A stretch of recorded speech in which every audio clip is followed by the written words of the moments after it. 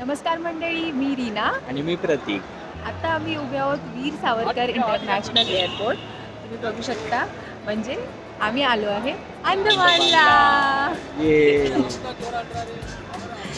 Okay, so काल रात्री around 1:30ला आम्ही मुंबईवरून फ्लाईट पकडली. So it was a connecting flight from Mumbai to Hyderabad. Then हैदराबादमध्ये 2-3 तासाचा लेओव्हर होता आणि तिथून आम्ही आता आलो आहे पोर्ट ब्लेअरला. सो इथे एअरपोर्टचं नाव आधी पोर्ट ब्लेअर होतं, पण ते रिनेम झालं आहे and now it is Veer Savarkar international airport. आणि जस्ट 10 मिनटापूर्वी आमची फ्लाईट इथे आलेली आहे. सो फ्लाईट चे टायमिंग, कोणत्या एअरलाईनने आलो आहे, त्याचे चार्जेस काय होतील ते इन डिटेलमध्ये प्रतीक हाय गाईज, आमच्या मुंबईवरून फ्लाईट होती. टोटल आम्ही रिटर्नचं बुकिंग केलं आहे आणि आमच्या ऑलमोस्ट 4 फ्लाईट आहेत. आम्ही मुंबईवरून फ्लाईट पकडली, ती हैदराबादला होती. हैदराबादवरून कनेक्टिंग फ्लाईट आपली इथे पोर्ट ब्लेअरला होती आणि आमचं टोटल फ्लाईटचं कॉस्टिंग गेलं 48,000 समथिंग, वरती खाली झालं असेल. आता आम्ही इथे एअरपोर्टला आलो. इथे आम्ही हॉटेलला आमचं बुकिंग वगैरे आहे आणि हॉटेल्सला जाण्यासाठी आता आम्ही कॅब बघतोय, रिक्षा. तर इथे स्टार्टिंग प्राईस आहे ती 300पासून स्टार्ट होते. तर त्याच्या वर खाली बार्गनिंग करू शकता तुम्ही. लेट्स सी, बघूया आता आपण.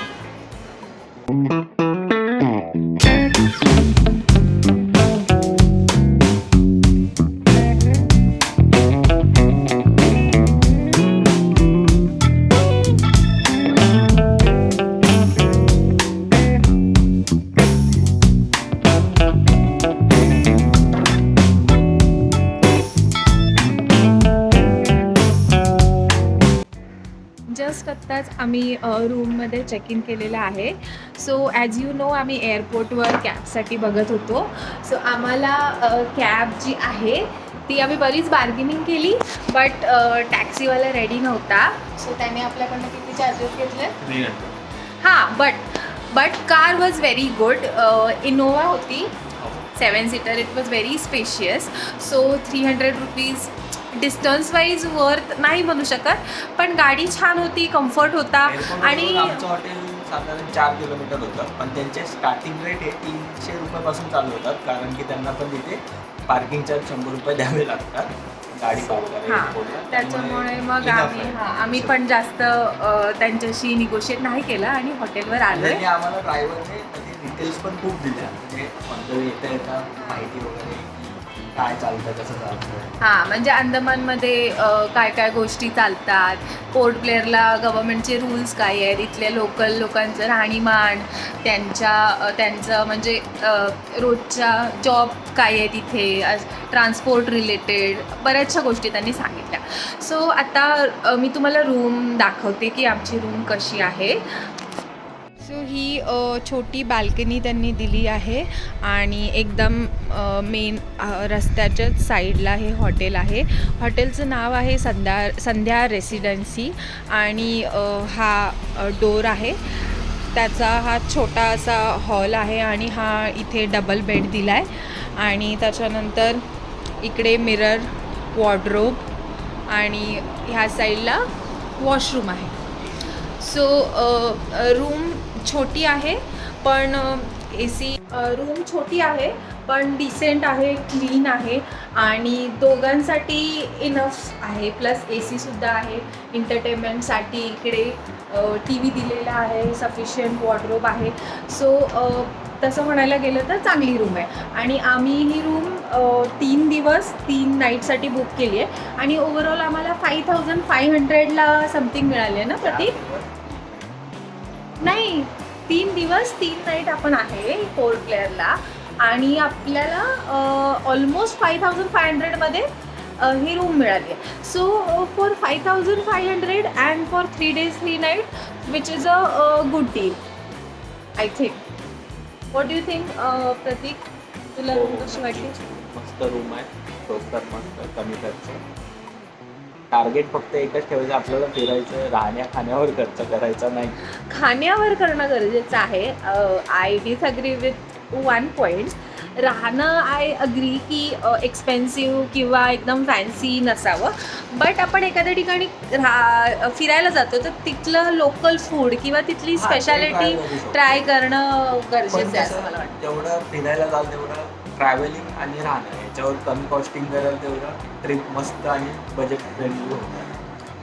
ओके, सो आता आम्ही थोडं फ्रेशन अप होतो, थोडी पेटपूजा पण करतो आणि त्यानंतर आम्हाला आजच्या दिवसाचा प्लॅन आहे सेल्युलर जेल, तिरंगा पॉईंट आणि इथले नियर बाय बीच, आणि आम्ही लाईट अँड साऊंड शोचं पण बुकिंग केलेलं आहे. सो मी तुम्हाला टाईम टू टाईम अपडेट देत जाईन की कसं चाललं आहे आमचा Day 1 trip in Andaman. Meanwhile bye. आम्ही आता फ्रेश वगैरे झालो आहे आणि इथे हॉटेलमधूनच नाश्ता मागवला आहे. त्याच्यामध्ये हिने डोसा, चटणी सांबर, चटणी चटणी इडली, डोसा, सांबर, चटणी. कसं आहे मरी ना टेस्ट? एकदम असं भाजी पण नाही आहे, ॲव्हरेज आहे. ओके. आणि त्याच्यासोबत हा 2 कप चाय. माझा उपवास असल्यामुळे मी खाऊ नाही शकत आहे, पण मी मला दाखवून चिरून खाते. टेस्टी नाही आहे. म्हणजे आपल्या मुंबईमध्ये सांबर, डोसा खूप भारी मिळतात. ॲज कम्पेअर्ड सांबर नाही आहे. चटणी ठीक आहे, पण ही चटणी थोडी वेगळी आहे. आपल्याकडे ग्रीन चिलीची मिळते, इथे रेड चिली चटणी आहे, पण टेस्टला छान आहे चटणी. सांबर नाही पण चटणी छान आहे. ओके. रूमवर थोडंसं रेस्ट करून आम्ही सेल्युलर जेल व्हिजिट करायला आलो आहे. सो आमच्या रूमवरनं हे सेल्युलर जेलचं distance it is like walkable, right. It hardly took 10 to 15 minutes to reach over here. तर आम्ही रेस्ट केला, थोडंसं खाल्लं आणि देन वॉक करत आम्ही इथे आलो. सो ऑलमोस्ट 2:30च्या आसपास आम्ही इथे पोचलो. इथे काउंटरवर तुम्हाला एंट्री तिकीट घ्यायला लागेल. सो चार्जेस आर लाईक पर पर्सन 30 रुपीज. 30 rupees, yes. आणि इथे गाईडसुद्धा प्रोव्हाइड केला जातो. सो 200 फॉर कपल असे चार्जेस होते. आणि तुम्हाला जर गाईड नसेल घ्यायचा तर इथे ना एंट्रन्सलाच इथे पाठीमागे म्युझियम मानलेले आहेत, जिथे जेल सगळ्या डिटेल्स आहेत. म्हणजे जेलचं आर्किटेक्चर, कन्स्ट्रक्शन कधी झालं, इवन इथे कोण कोण कैद होते, त्यांच्यावर कुठले अत्याचार होत होते, इवन त्यांचे फोटोज, त्या कोणत्या केसच्या अंडर ते इथे जेलमध्ये होते, ईच अँड एव्हरी डिटेल्स इथे आहेत. सो गाईड घ्यायचाच आहे अशी काही गरज नाही. आणि आम्हीसुद्धा गाईड घेतलेला नाही आहे, because we always prefer explore places by own. तर आम्ही स्वतःच इथे फिरणार आहोत आणि डिटेल्स माहिती करून घेणार आहोत. तर मी दाखवते तुम्हाला जेलमध्ये अजून काय काय सेक्शन आहेत, कसं आहे जेल आतून.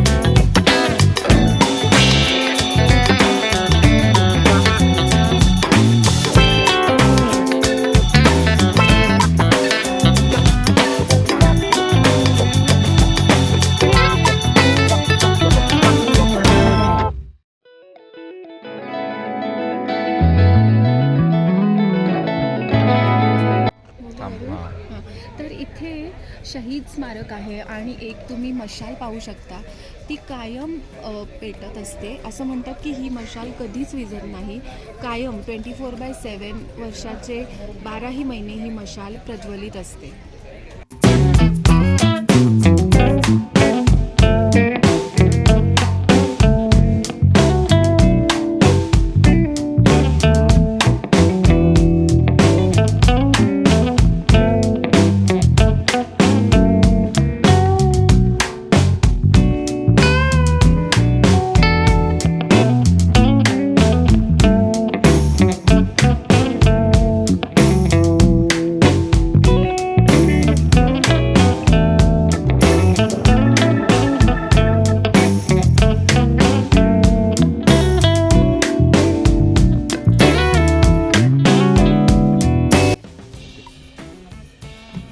कार्यशाला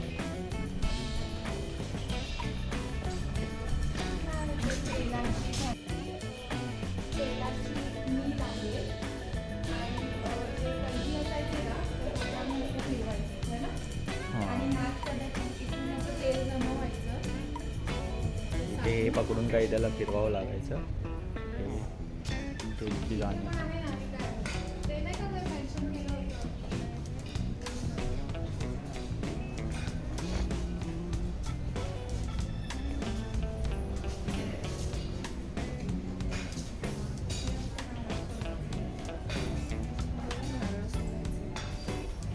सेम आहे.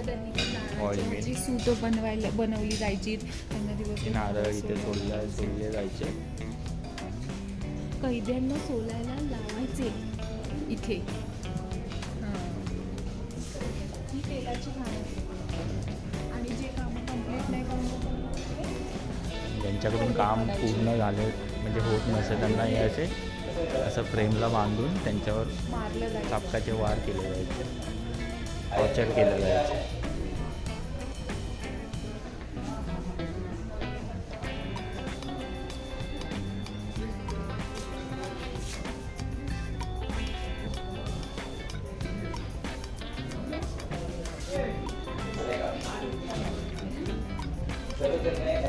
पनिशमेंट देताना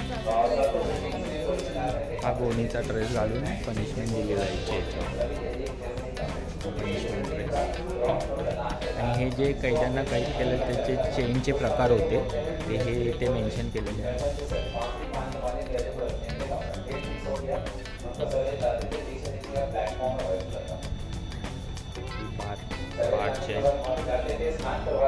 रिलीजन के हिसाब से प्रेयर करवाते थे, आखिरी इच्छा पूछा जाता था, उसके बाद उनको फांसी पे चढ़ाते थे.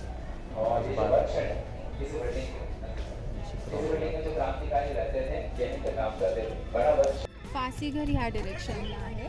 तर इकडे राईट हँड साईडला तुम्हाला छोटे छोटे हे घरासारखे सेक्शन दिसतील. सो दे आर फासीघर. इथे कैद्यांना फाशी दिली जायची. तर आपण आज जाऊन पण बघूया की ते सेक्शन कसे आहेत. आणि जो आपण light and sound show book केला आहे तो ह्या ठिकाणी येतो. इथे बसायची अशी सोय आहे. जिथून एंट्रन्स केला समोरून त्या साईडून एंट्रन्स केला की इथेच बाजूला बसायची सोय आहे आणि हा शो इथे दाखवला जातो. फासी रूम.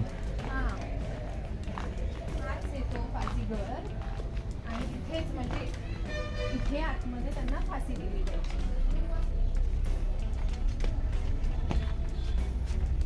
हे बघा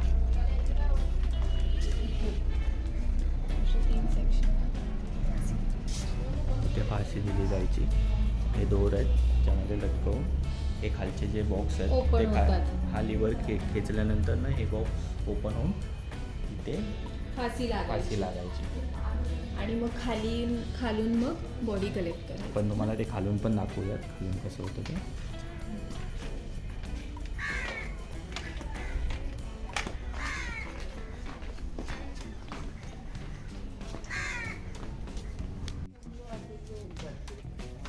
সেলুলার জেল ছিল না, জেলের পাশে যেটা, এটা জেলের পাশে हे आता आपण ते जिथे वरती आता तुम्हाला दाखवलं हाची द्यायचं त्याचा हा खालचा सेक्शन आहे. हे तर सेक्शन ओपन हा व्हायचे. सेक्शन ओपन होऊन इथे लटकून इथे इथे लटकून. बॉडी कलेक्ट केली जाईल. कैद्यांसाठी जे रूम आहेत सेपरेट आणि जसं की आपण म्युझियममध्ये वाचलं प्रत्येक कैद्याला वेगवेगळं ठेवलं जायचं. त्यांना एकमेकांशी बोलायची, एकमेकांशी संवाद करायची परमिशनच नव्हती, कारण जेणेकरून ती एक म्हणजे इंग्रजांना भीती होती, त्यांचे विचार एकमेकांवर आंदोलन करू नये, मोर्चा काढू नयेत आणि भ्रष्टाचार. जे चालू होतं राज्य ते धुडकारून लावू नयेत म्हणून वेगळं वेगळं ठेवलं जायचं. त्याला एवढीच रूम. व्हेंटिलेशनसाठी ती एक खिडकी फक्त, लाईट वगैरे हा काही असा नसायची डोअर इथे. आहे आणि याचं लॉक इथे ह्या साईडला याची कडी आहे. हा म्हणजे हाताने किंवा तोडून पण हा खोलू शकत कोणी नाही. खोलू शकत. त्या आतमध्ये जाऊ शकतो आपण. हे ओपन आहे. व्हेंटिलेशनसाठी खूपच छोटी विंडो, म्हणजे पूर्ण दिवस अंधारात. पण तरी पिलू हे ना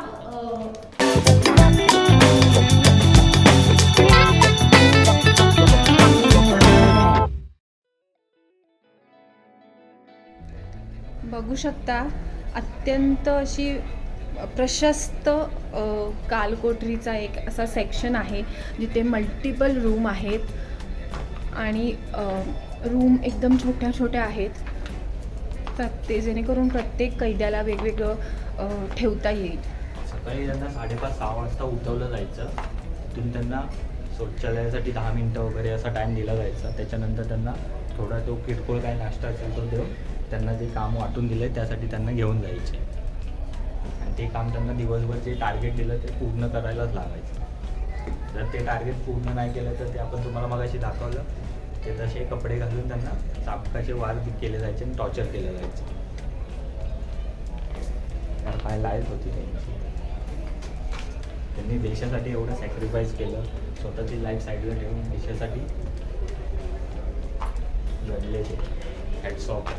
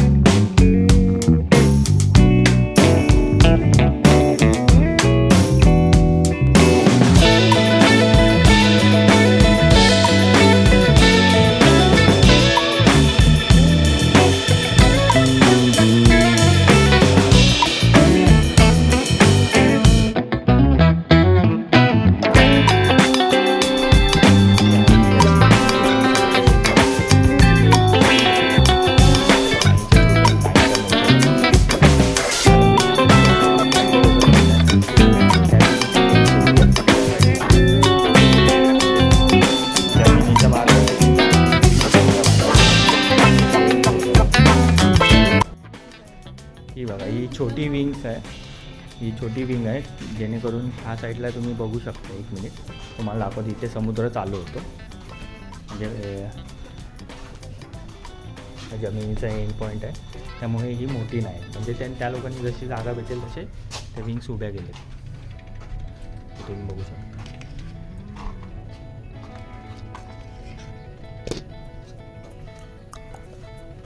हाय. आता आम्ही वरती टॉप व्ह्यूला आलो. तर ही एक विंग, ही एक विंग आणि ही एक विंग, आणि ज्या 4 विंग होत्या ते ह्या साईडला होत्या. भिंत अजून पण आहे. हां, याची जी कंस्ट्रक्शन आहे ते आहे अजून, हे बघू शकता तुम्ही, पण हे डिस्ट्रॉय झालं. हां, तर ह्या साईडला अशा 4 होत्या टोटल, म्हणजे टोटल अशा 7 होत्या बरोबर. येस. हां,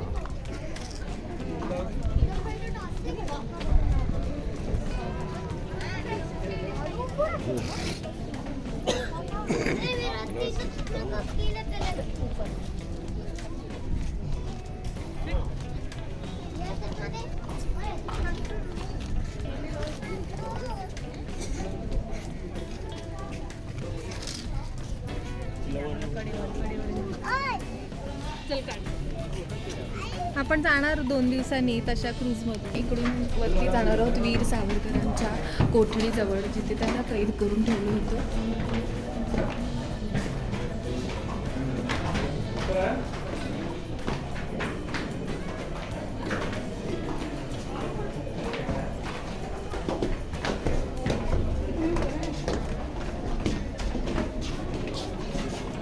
बऱ्याच वेळ शोधल्यानंतर फायनली आम्हाला स्वातंत्र्यवीर सावरकरांची काल कोठडी भेटलेली आहे. ते आता आम्ही तुम्हाला हा, दाखवतो. ती आता मी दाखवते.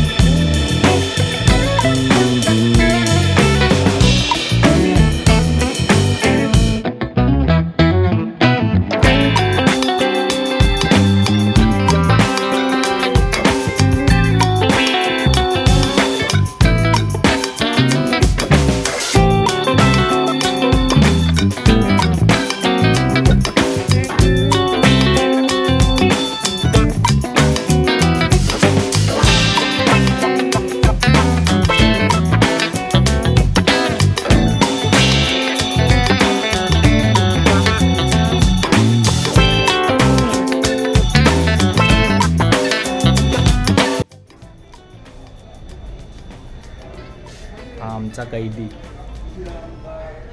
कैदी नंबर 420. त्यांना आपण काळ्या पाण्याची शिक्षा देणार आहे. हेल्प मी, नाही तर सगळे दात घशात घालेन.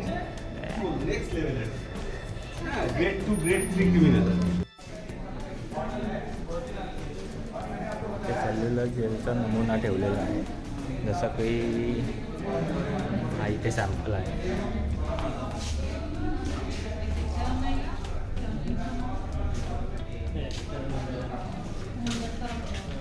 दिस is replica of cellular gel.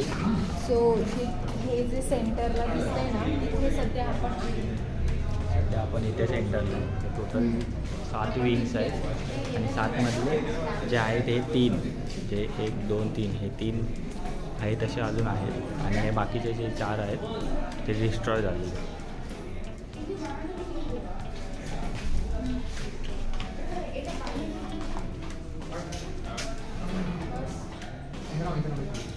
Cellular gel visit करून झाले. आम्हाला अख्खं जेल एक्सप्लोअर करायला ऑलमोस्ट 2 आवर्स लागले, सिन्स इथे 3 डिफरंट विंग्स आहेत आणि प्रत्येक इथे 2 फ्लोअर आहेत, म्हणजे ग्राउंड, फर्स्ट आणि सेकंड, प्लस टेरेससुद्धा आहे. सो सगळं एक्सप्लोअर केलं, वीर सावरकरांची कोठडी पाहिली आणि अजून 2-3 गोष्टी, जसं रेप्लिका ऑफ दिस काय आहे, हां, रेप्लिका ऑफ सेल्युलर जेल पाहिलं. सो हे सगळं बघण्यात 2 तास निघून गेले. सो आता ऑलमोस्ट सनसेटचा टाईम झाला आहे. आय गेस सनसेट झालंसुद्धा असेल, बिकॉज इथे पोर्ट ब्लेअरला सनसेट खूप लवकर होतो. पण स्टील आम्ही आता तिरंगा पॉईंटला जाणार आहोत, जे one of the historical place आहे. सो चला तिकडे भेटू.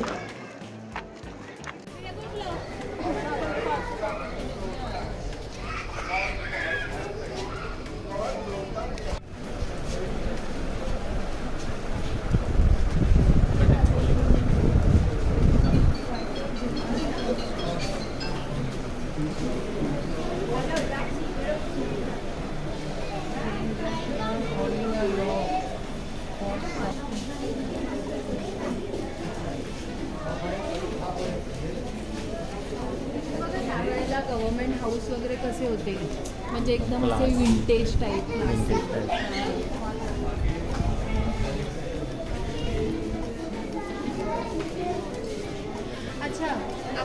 वाचलेलं की रॉस आयलंड जी होती ती पहिली राजधानी होती, करेक्ट?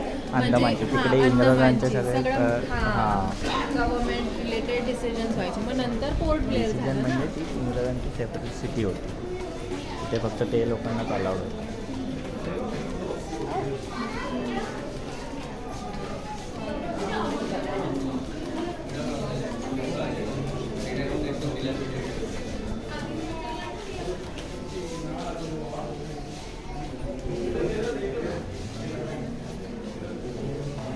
चर्च वगैरे त्यांचे तिथे.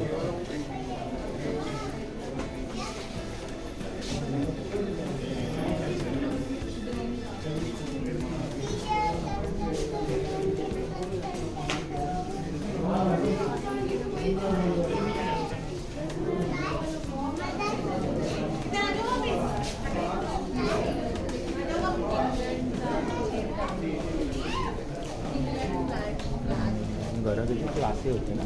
आतून बघ इंटिरियर, इंडियाचा पैसा, इंडियाला विकलेला पैसा. स्मारक घंटाघर.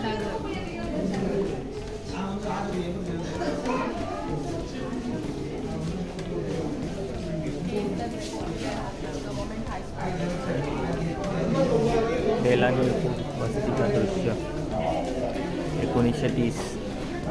जो लोग गाइड के साथ में वो बाहर आ जाएंगे, जो लोग गाइड के साथ में वो बाहर आ जाएगा अभी. सातमपुर 1930 पासून.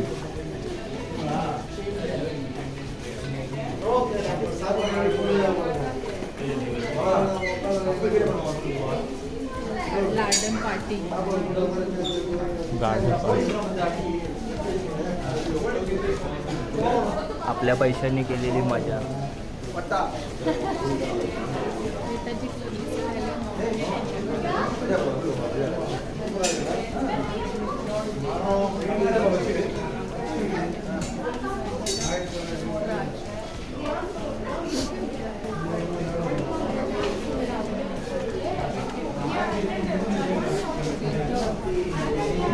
युद्ध, द्वितीय विश्वयुद्ध,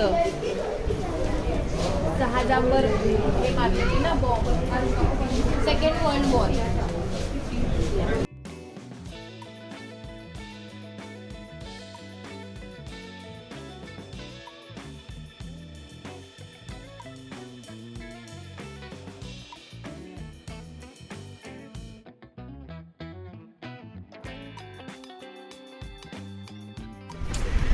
just like marine drive beach आहे आणि त्याच्या साईडला लोकांना बसण्यासाठी असे कट्टे बांधलेले आहेत.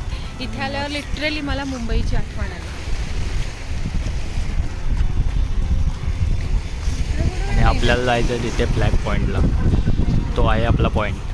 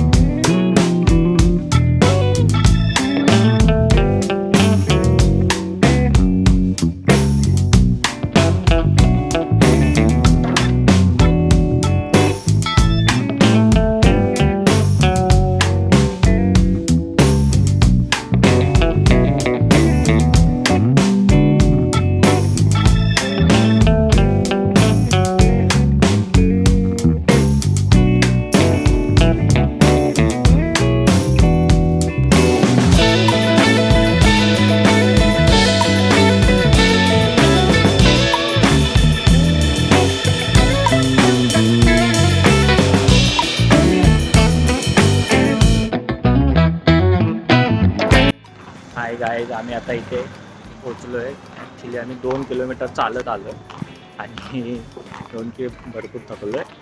आता इथे आम्ही आपल्या भारत स्वतंत्र झाल्यानंतर पहिला ध्वज जो जिथे फडकवला तिथे आम्ही आलो आहे. ते लोकेशन तुम्हाला दाखवतो आता. इट इज नोन ॲज तिरंगा flag point of Andaman. So आमच्या समोरच आहे, आम्ही बघू शकतो. Still it is little bit far, 5 मिनटं लागतील चालायला, बट कॅमेरामध्ये तुम्हाला दिसेल. हा बघू शकता तुम्ही, एक आम्ही 5-1 मिनटात पोहोचू चालत. हे बघा,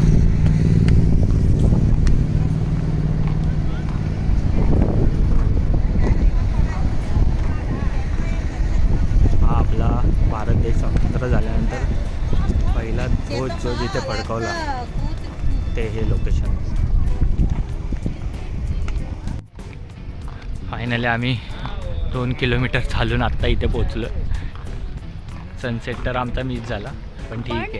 इथे वातावरण खूप छान आहे, कारण समुद्राच्या बाजूलाच आहे आणि खूप गार हवा आहे. आणि इथे खरं तर त्यांनी खाली लाईटिंग वगैरे केलेली असल्यामुळे असं अजिबातही वाटत नाही आहे की काळोख झाला आहे किंवा म्हणजे सनसेट झाला आहे वगैरे असं वाटत नाही आहे. भारत माता की जय. हा व्ह्यू खूप असं मस्त शांत वाटतंय. जे आपली मुंबईमधली असलेली धावपळ, कामाचं टेन्शन, इथे येऊन मस्त रिलॅक्स वाटतंय. तिरंगा पॉईंट व्हिजिट केल्यानंतर आम्हाला खूप भूक लागली होती, म्हणून काहीतरी खावं म्हणून आम्ही इथल्या समोरच्याच खाऊ गल्लीत आलो. तर आम्हाला इथे एक शॉप भेटलं यम म्हणून, तिथे आम्ही फ्रेंच फ्राईज खाल्ले. सिन्स सॅटर्डे आहे तर आम्ही नॉनव्हेज मोस्टली खात नाही, कारण माझ्या हस्बंडचा फास्ट असतो. तर आम्ही इथे फ्रेंच फ्राईज खाल्ले, खूप चांगले होते. आणि कॉफीसुद्धा घेतलं. तर कॉफी आय गेस ॲव्हरेज आहे, बट फ्रेंच फ्राईज छान होते. आणि त्याच्या व्यतिरिक्त इथे अजूनसुद्धा गोष्टी मिळतात, जसं egg roll, chicken roll, Chinese, everything is available. So quantity आणि क्वालिटी वाईज चांगलं वाटतं आहे. सो हे शॉप आहे यम, आणि हे तिरंगा पॉईंटच्या इथून 2-3 मिनटंच वॉकेबल आहे. सो जर तुम्ही कधी इथे व्हिजिट केलात तर इथे स्नॅक्स खायला येऊ शकता. What do you think? आवडली? I think coffee is average, but French fries छान होते. What about French fries? French fries पण क्वांटिटी वाईज आणि क्वांटिटी वाईज मस्त होते. प्राईस पण डिसेंट आहे, एवढे पण जास्त आहे नाही. वाजले बघा थांबा, किती, price 5:20 मिनिटं झाली आहेत 5:20 झाली आणि आणि काळोख पूर्णपणे काळोख झाला, पूर्णपणे. असं वाटतं की 8 वगैरे वाजलेत, 8 वाजल्यासारखं फिलिंग आहे. आणि बाय द वे आता इथे एक शो होणार आहे. सो इथल्या एरियातले जे पोलीस आहेत ते जमा झाले आहेत विथ फ्यू म्युझिकल इन्स्ट्रुमेंट. तर we were also not aware की काय कुठला शो आहे. अनएक्सपेक्टेडली आम्ही इथे या टायमिंगला आलो आहे आणि हा शो आम्ही विटनेस करणार आहोत. हे बघू शकता तुम्ही, हे आत्ताच इथे आले त्यांचे इन्स्ट्रुमेंट घेऊन. तर पाहता आपण शूट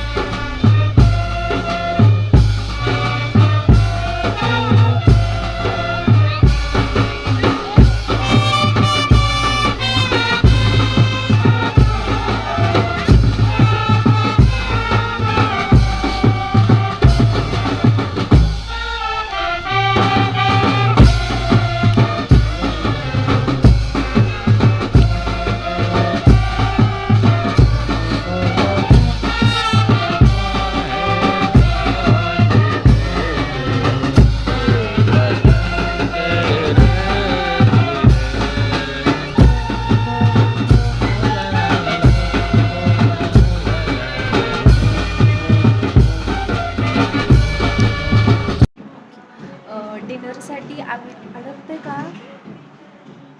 ते नंतर टेबल होतं झालं आता. डिनरसाठी आम्ही आलो आहे इथल्या जवळच्या एका रेस्टॉरंटमध्ये. रेस्टॉरंटचं नाव काय? Coastal grill and spices. तर हे आम्ही जिथे स्टे करतो आहे तिथून हार्डली 10 मिनिट्सच्या वॉकेबल डिस्टन्सवर आहे. तर आम्ही सेल्युलर जेलला गेलेलो, तिथूनच आम्ही इथे आलो आहे. तर आता आम्ही मेन्यू ऑर्डर केले आहेत. स्टार्टर्समध्ये पनीर टिक्का, देन भाजीमध्ये व्हेज हंडी अँड बटर रोटी. तर असं सगळं मेन्यू ऑर्डर केलेला आहे. दिसायला तर सगळं जेवण एकदम टेम्पटिंग दिसतंय. खाऊन बघूया टेस्टला कसं आहे. पिलू ट्राईट कसं आहे टेस्टला?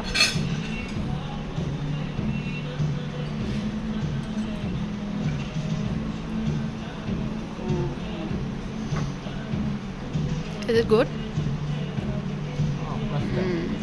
ॲक्च्युली दिसायला सगळं फूड छान दिसतंय. 10 of 9. सो टेस्टसाठी पण छानच असेल. आणि प्राईजसुद्धा आम्ही चेक केले मेन्यू कार्डवर. So they R reasonable. जसे आपले मुंबईमध्ये असतात तसेच रिजनेबल चार्जेस आहेत. सो तुम्ही जर अंदमानला कधी प्लॅन करत असाल तर डिनरसाठी हे प्लेस नक्कीच चूज करू शकता. तसं इथे व्हेज नॉनव्हेज दोन्ही ऑप्शन अवेलेबल होते. बट सिन्स सॅटर्डेला आम्ही दोघं व्हेज खातो तर आम्ही व्हेजच मेन्यू ऑर्डर केलेले आहेत. बट उद्या पण आम्ही पोर्ट ब्लेअरमध्ये आहोत. तर आणि संडेला आम्ही खातो नॉनव्हेज. आणि जर आम्हाला बेटर ऑप्शन नाही मिळाला तर मोस्टली आम्ही उद्यासुद्धा इथेच येऊ. तेव्हा आम्ही इथलं नॉनव्हेज ट्राय करू आणि डेफिनेटली शेअर करू की इथलं नॉनव्हेज कसं आहे. सो अकॉर्डिंगली जर तुम्ही फ्युचरमध्ये कधी इथे आलात तर यू कॅन डिसाईड की इथे विजिट करायचं की नाही. हे रीना, तुला कसं जेवण वाटलं? छान आहे. टेस्टला छान आहे. पनीर थोडं मला हार्ड वाटतं आहे. नॉर्मली सॉफ्ट असतं पण टेस्टला गुड. आणि हा मॉकटेल? हो. चेस.